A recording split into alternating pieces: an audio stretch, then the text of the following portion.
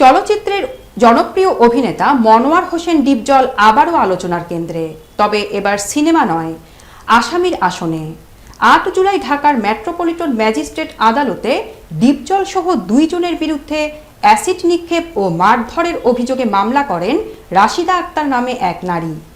আদালত বাদীর জবানবন্দি গ্রহণ করে বিষয়টি সিআইডিকে তদন্ত করে প্রতিবেদন দাখিলের নির্দেশ দিয়েছেন। কিন্তু ডিপজল থেমে থাকেননি।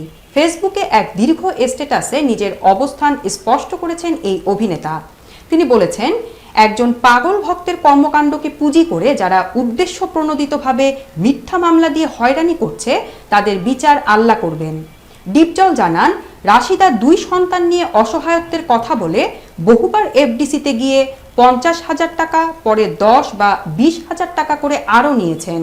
ডিপজলের ভাষ্য অনুযায়ী এই নারীর দাবি ২ জুন হাটে দেখা হয়েছে, যা মিথ্যা, কারণ হাট বুঝিয়ে দেওয়া হয়েছে ১৫ এপ্রিলেই।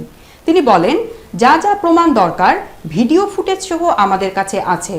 আদালতের কাছে সুষ্ঠু তদন্ত ও ন্যায় বিচার চাই। যারা এই নারীর পেছনে আছে তাদেরও প্রকাশ্যে আনার অনুরোধ করছি। এই মামলার পরিপ্রেক্ষিতে চলচ্চিত্র অঙ্গনে আলোড়ন তৈরি হয়েছে। এখন দেখার বিষয় ডিপজল নিজেকে কতটা সফলভাবে নির্দোষ প্রমাণ করতে পারেন।